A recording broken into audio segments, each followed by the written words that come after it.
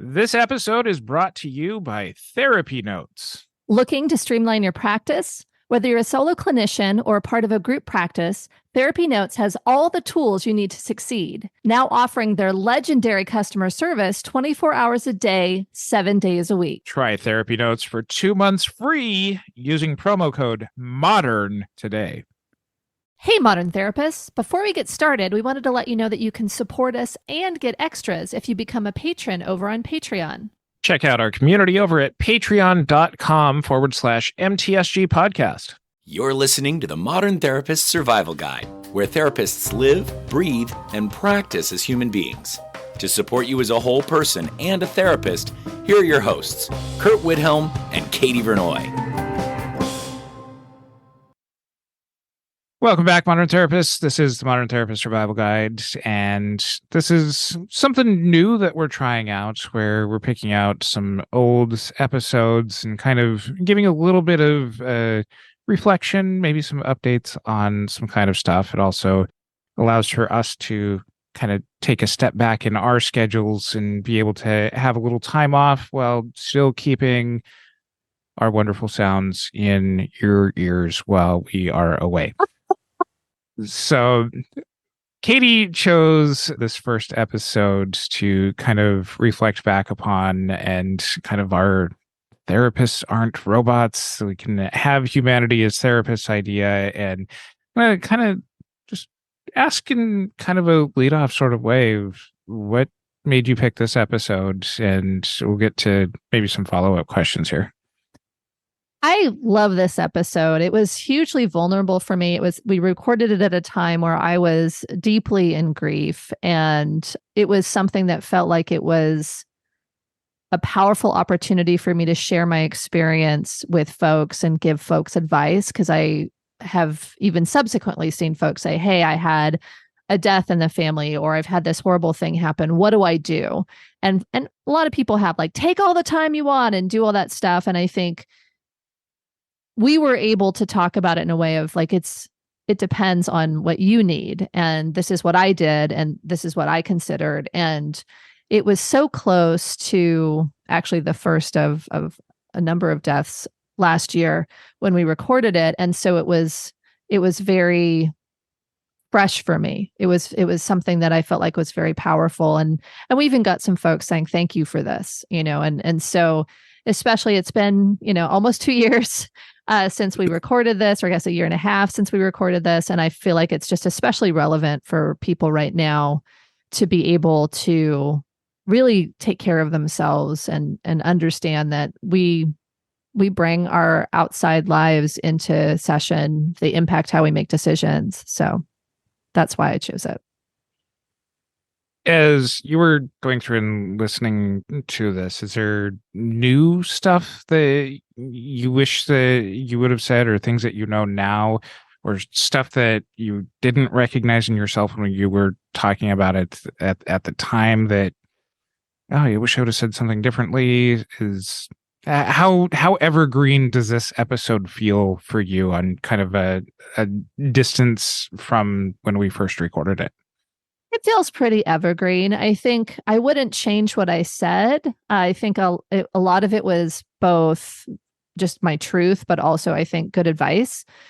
And I would add more because, and maybe we do a follow-up episode at some point and not just a reflection. But to me, I was talking about my need for structure and being able to get back to work. And I recognize, in the ensuing year and a half, almost 2 years since this all has gone down, more happened. I got COVID in the interim. There were, like I said, there were other deaths in the family, and there's been a lot that I've uncovered. And, this is one of those, oh yes, of course, I'm a therapist, I know this, but old patterns arose. I, for a long time talked about sacrificial helping, and that's an old pattern for me. And that showed up, and I got super burned out. My body started screaming at me. I had some medical stuff that I had to take care of last year. And so to me, I would just kind of add the asterisk to all of the things that you'll listen to in the episode in just a couple of minutes, that being able to kind of reevaluate and understand and get the support you need. I have therapy. I've been in therapy the whole time, but I think just being able to recognize that your old patterns might come up when you have less resources, and that might show up in worrying about lost revenue when you're gone, or worrying about continuity of care, these are legitimate worries, but if you worry about them to the point that you're not taking care of yourself, that doesn't suggest good things for you and your practice. And then I think also recognizing that that's going to show up in your personal life. Old family dynamics might show up. And I have no complaints with kind of how my personal life, the people in my life have come together during all of these things. It just is, there's still old roles that we all play and stuff like that. So to me, I guess it's just listen, take in what works for you, make it unique to you, but also remember even more humanity needs to be understood about you as a therapist, and just keep that in mind. I hope that you enjoy it. Welcome back, Modern Therapists. This is the Modern Therapist Survival Guide. I'm Kurt Widhelm with Katie Vernoy, and this is the podcast about all things therapists, for therapists, the things that we do, how we are in the world. And today's episode is about our humanity, of the things that come up in our personal lives that may end up affecting the things that we relate to clients. And we've touched on this in a number of episodes before, but potentially having a little bit more nuanced conversation here today.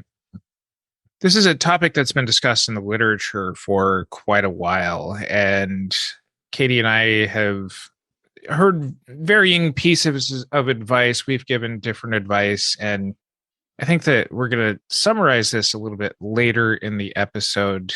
As we're going into this, Katie, when you think of humanity, at least from the therapist side, what comes up for you?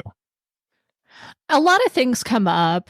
I mean, when I first started as a clinician, I talked with a supervisor about some of this stuff, about being a human, about things that come up. And at one point I was having physical ailments that meant that there were times I may not be able to stay present in the session. And even in talking about how to manage that, I'm sorry, I got to quickly take care of something in another room.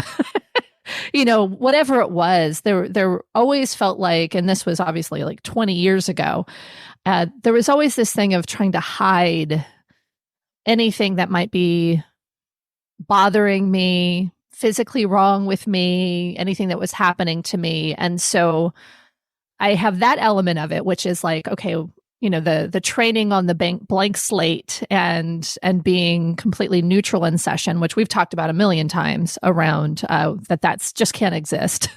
And we'll link to a lot of these episodes in the show notes.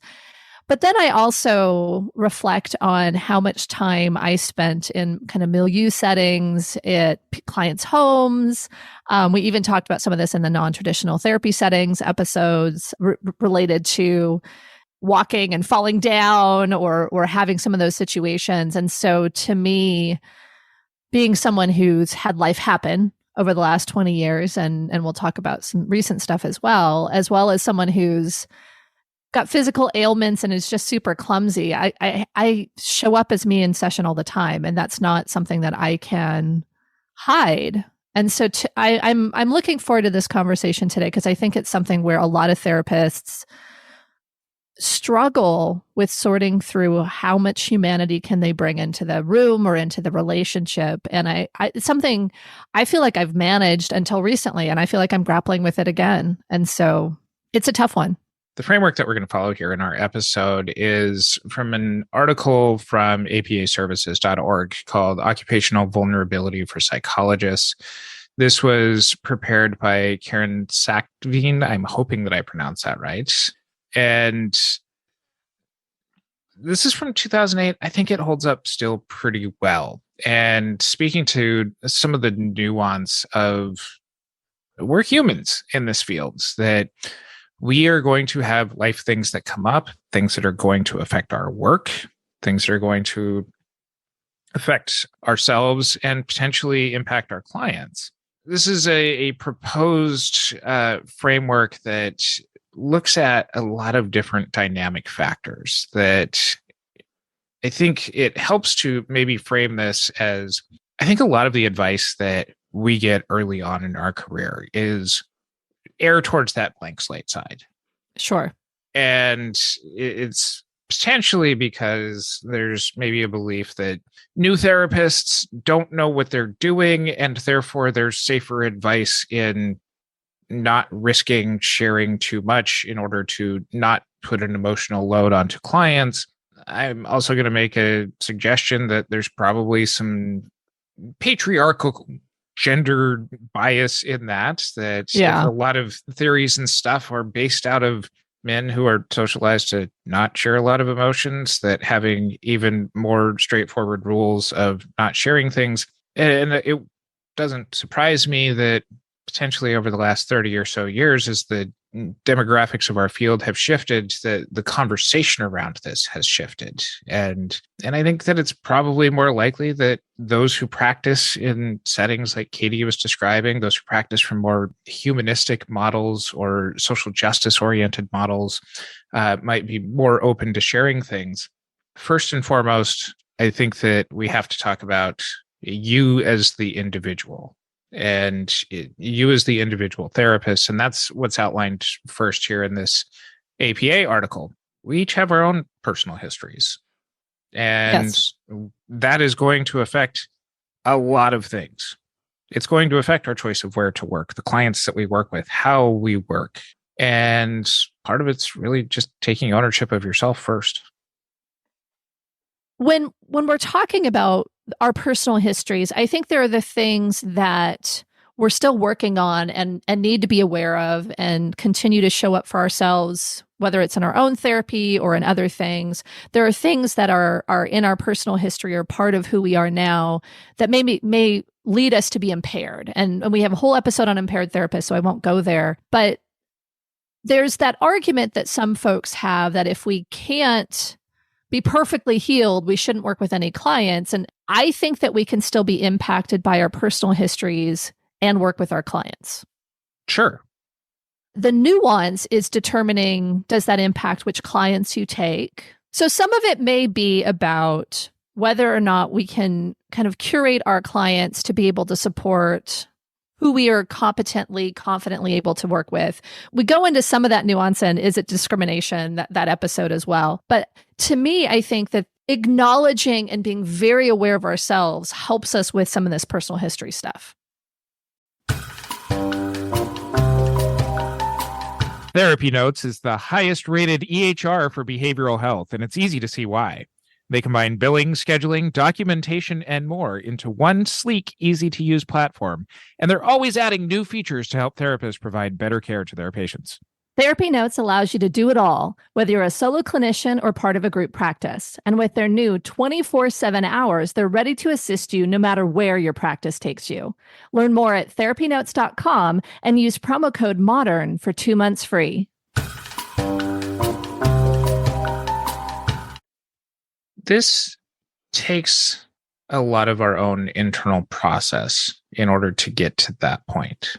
And I think that, this is something where we are not, as a field, very good at encouraging emotional discussion from therapists, from, trainees, from supervisees, Sure. that if you overshare in therapy, or in supervision, then you're going to be seen as not predictable enough. But if you under prepare, then you're at least going to be towards that blank slate end of things. And that's at least going to make things nice for clients. But how often do we hear from each other and from our audience as far as just like, oh, some of those vulnerability sort of things are what actually humanized you and made me want to work with you more? There's such a gatekeeping process around emotions just that are allowed to even come up. And it's that we're not taught how to reflexively demonstrate those in supervision that can then have some sort of an enactment in our therapy sessions that teaches us how to do this well. And so we get kind of this vague advice of like, go and do your own work, go to therapy, figure your stuff out, when really some of this stuff could be modeled a little bit better in the way that we teach people of like, here's the how of how you show up. I think we're focused too much on like the what of what you're allowed to say, and therefore it becomes kind of restrictive rather than supportive in this process. We've gone through that supervision relationship and these things in other episodes, and I think there's so much nuance there that we can't dive deeply into that. But I think kind of summarizing that point, I think we're saying know what impacts you, have emotional conversations, get consultation or supervision that allows that to happen, and be aware that you can't avoid it. And so if we move on to other elements of things that could be vulnerable in session, we're really looking at what's happening now, right? Like the things that happen as they go along. And I think those things are harder because sometimes they can be predicted.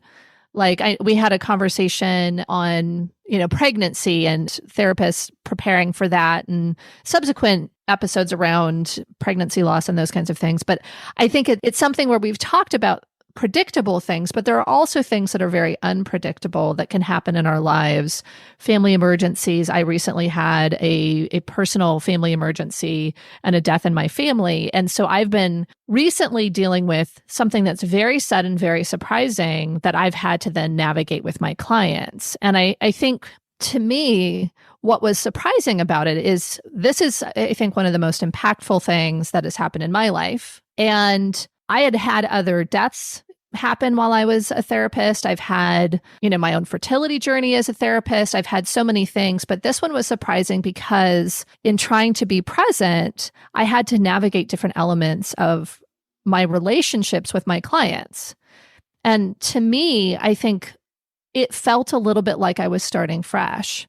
And so I know you've had other big things happen in your life as well. I think we've mentioned in previous episodes that you had a major bicycle accident. What was your experience in trying to navigate those things? Because I think when we can prepare for it, when it's something we're bringing to the table, I think we have, although not enough guidance, we have some guidance. But when there's something all of a sudden that happens in our lives that deeply impact us, I think that's where it becomes much harder because we're so human in those moments. It definitely brings up the humanity and those things that are hidden, the relational things, the grieving things that you're talking about. And then there are the things that absolutely make it into the room. My bike accident, I had my jaw wired.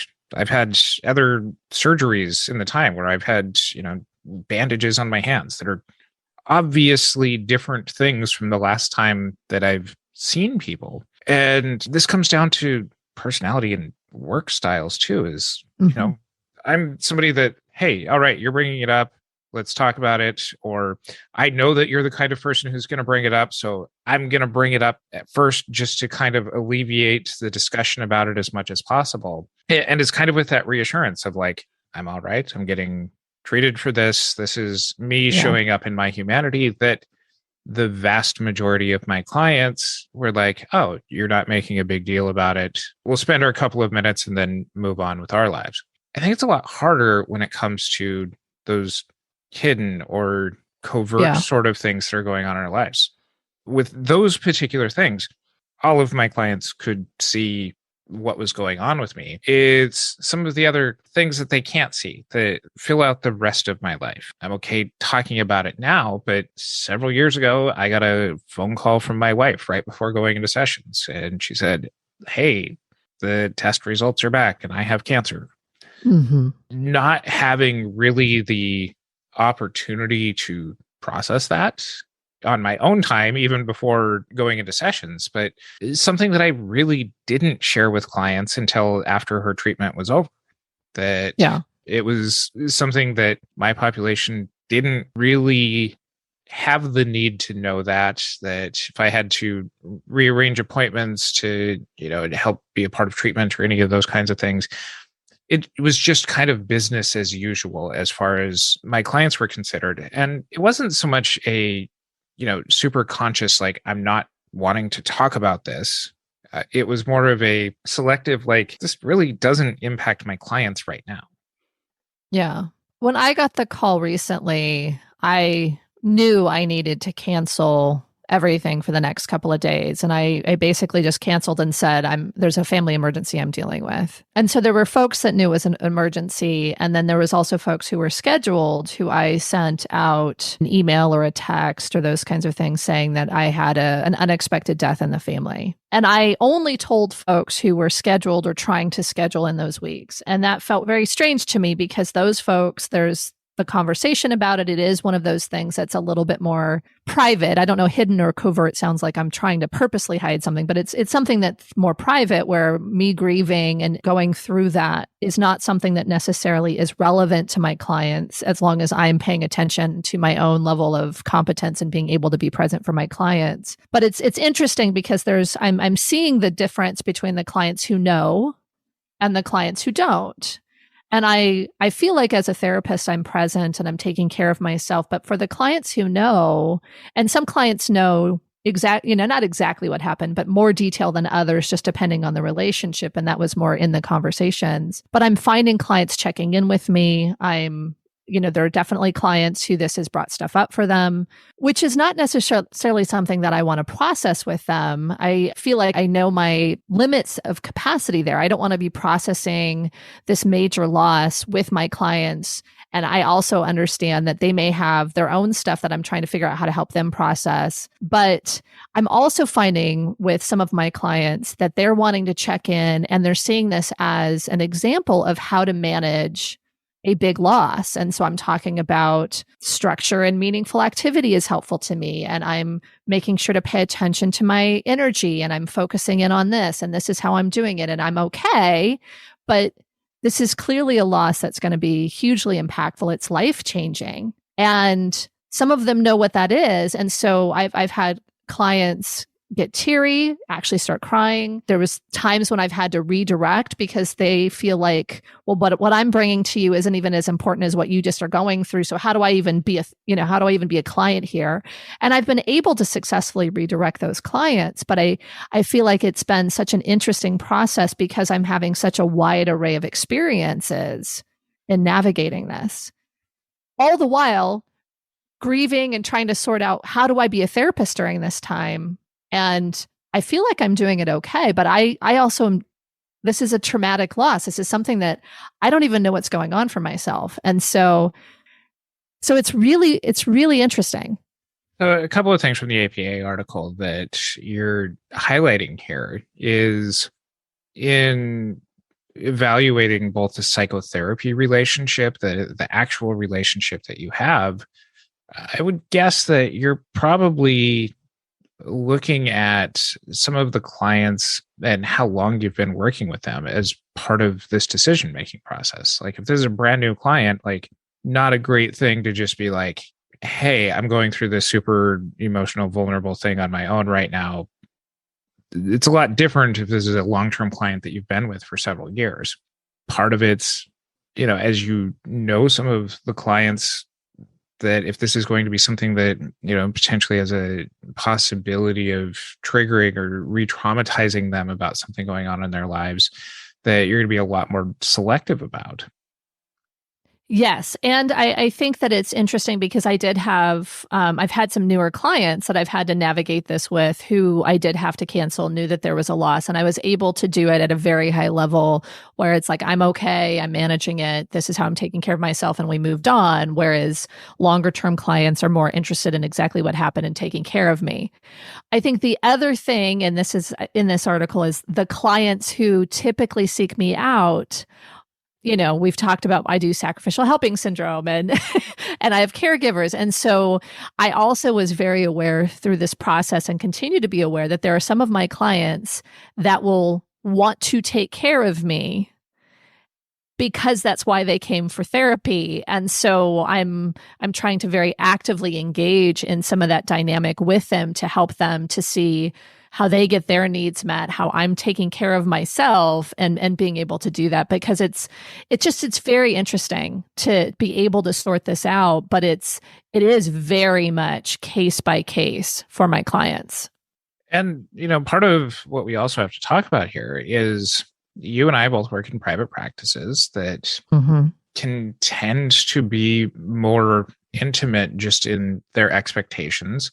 Yeah. It's potentially different than higher need work settings where some of the vulnerabilities just might not be as appropriate, just due to the needs level of clients in those particular situations.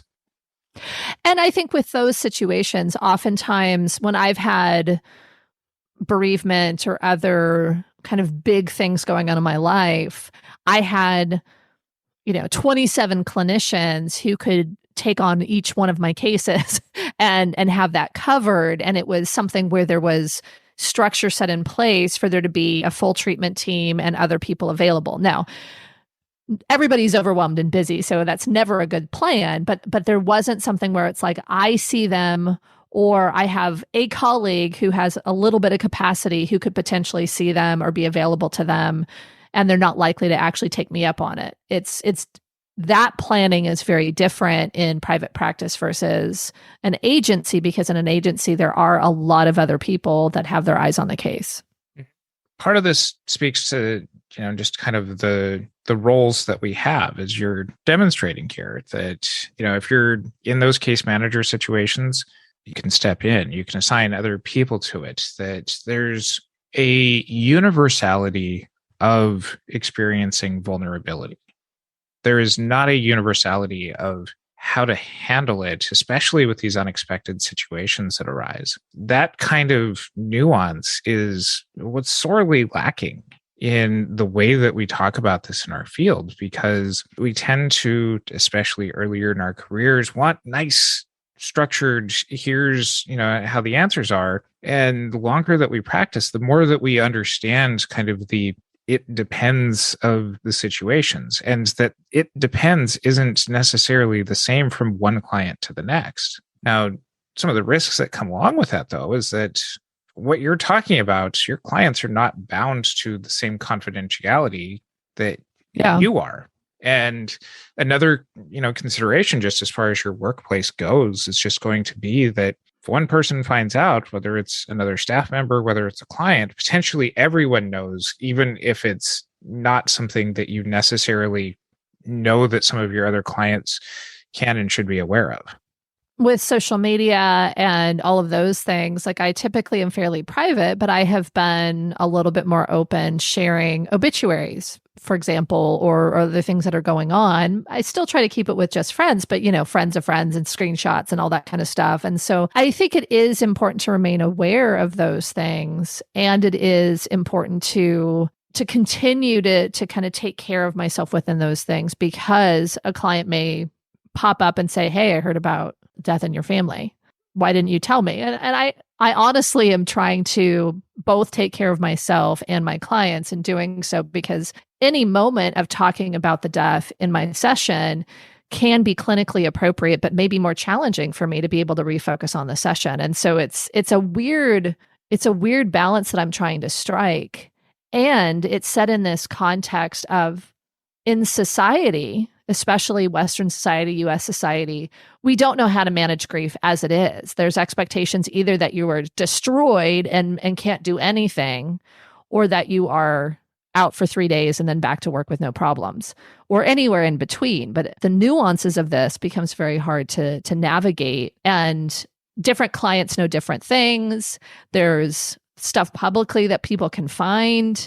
And there's also the strangeness of the relationship as a therapist with a client on what actually is in that relationship. What do we owe our clients? What information do they need to know? How well do they need to know us? And that's also, and it depends based on client by client, but it's just such a strange thing to navigate, because I don't think there's clear guidance as society on how we talk about these things, much less as therapists, where we're supposed to have this higher level of functioning because we have to take care of our clients. Hey, Modern Therapists, we're hopping in here real quick to let you know more about what we're offering over on Patreon. Join us for our monthly happy hour, or connect with us for coffee and Q&A. Catch some outtakes, behind-the-scenes episode planning, and other extras you won't find anywhere else. We'd love to have you join our community. You can find us over at patreon.com/MTSG podcast.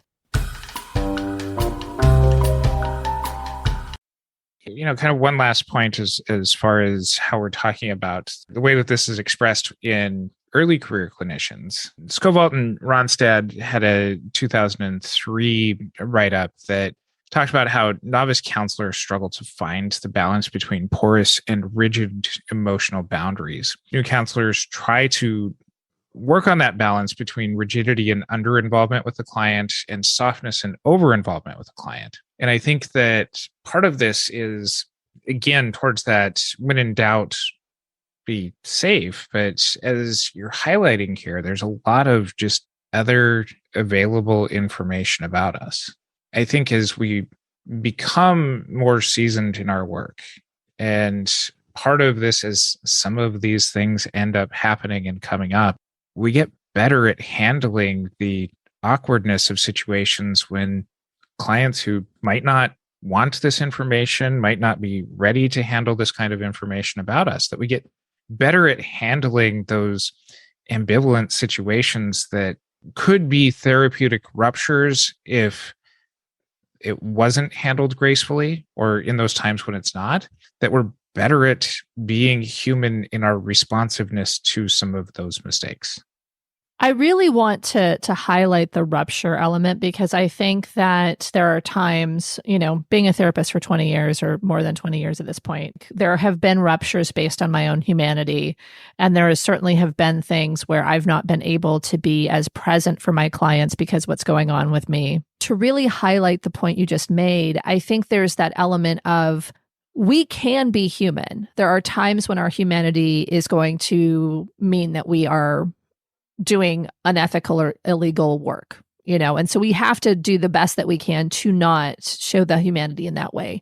That's the impaired therapist thing. That's the the other episodes that talk about that element. But there are times when my physical health has not been up to snuff, and I've not had the spoons or the bandwidth to be able to interact appropriately with clients, and have had and said things that were not helpful. Sometimes they actually were disruptive, and we can reach back to the notes episode on documenting things that are disruptive because you're overwhelmed. To me, if you are unable to be fully present and vulnerable and recognize within yourself, this was about me, and is that okay with the client?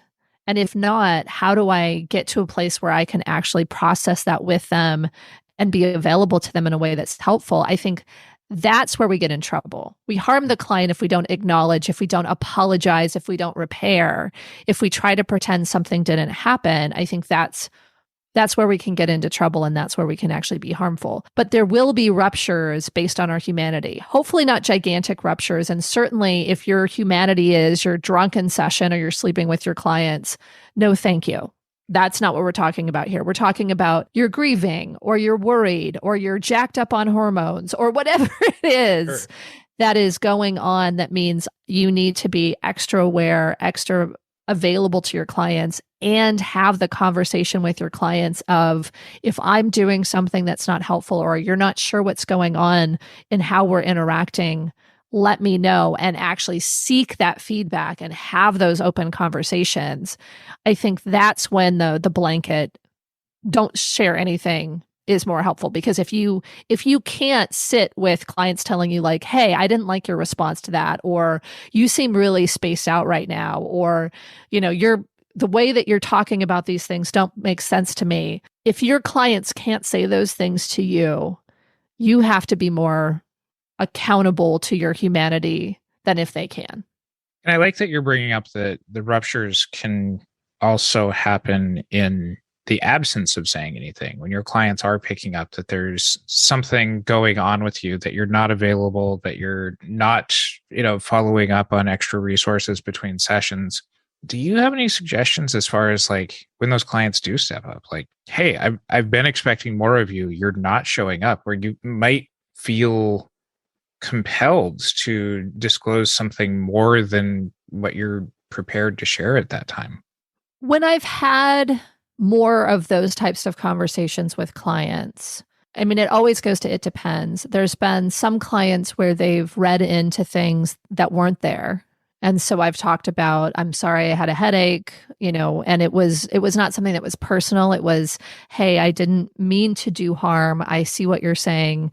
And it really was a headache, and it's not some other thing that you're talking about. And that doesn't always work. Like just kind of saying like, hey, it is something, but not what you think. Let's move on. But recently I had a client that disclosed something really personal to me that hadn't been shared, and longstanding client. And it was something where I had my own response to it. And I was kind of busy trying not to over emote about what I was hearing because I was so heartbroken for this client.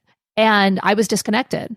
And when this client reached out to me and said, hey, I felt really invalidated because you were disconnected, we were able to have the conversation. And I was able to say, hey, my intent was to take care of my own emotions in that situation.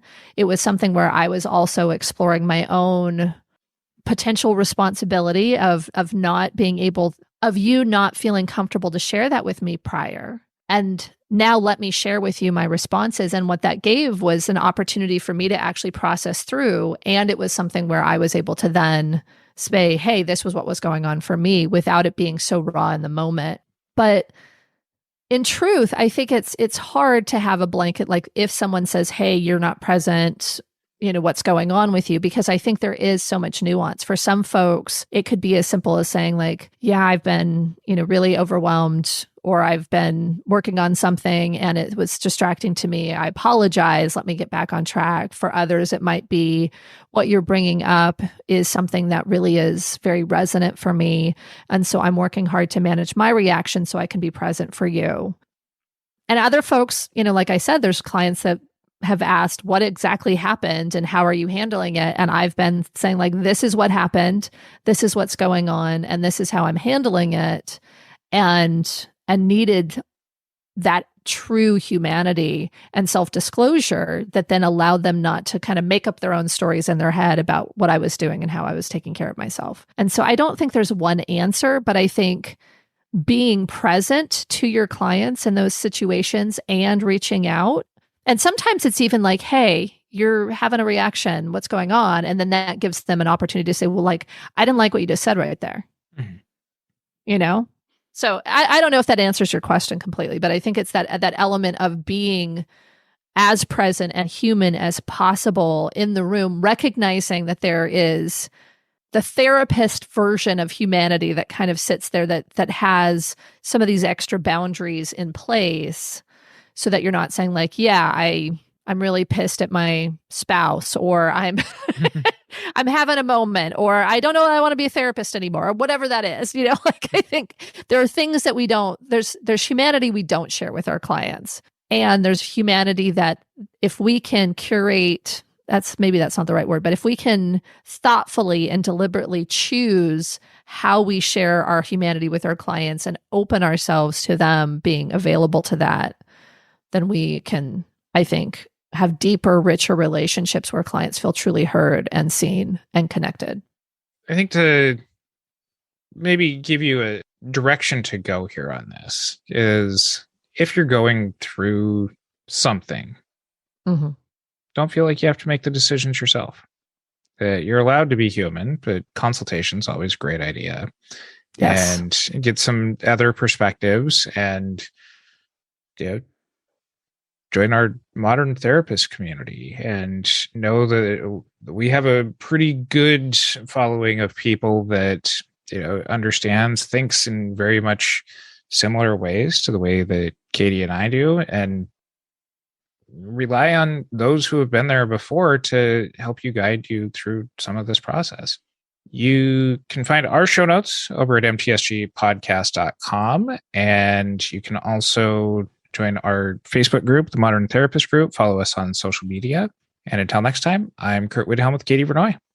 Thanks again to our partner, Therapy Notes, the best practice management solution for behavioral health. Don't forget to use promo code MODERN for 2 free months. Care more and worry less with Therapy Notes. Another quick reminder, if you like what we're doing and want to support us and get more of our stuff, join our community on Patreon. You can find us at patreon.com/MTSG podcast. Thank you for listening to the Modern Therapist Survival Guide. Learn more about who we are and what we do at mtsgpodcast.com. You can also join us on Facebook and Twitter. And please don't forget to subscribe so you don't miss any of our episodes.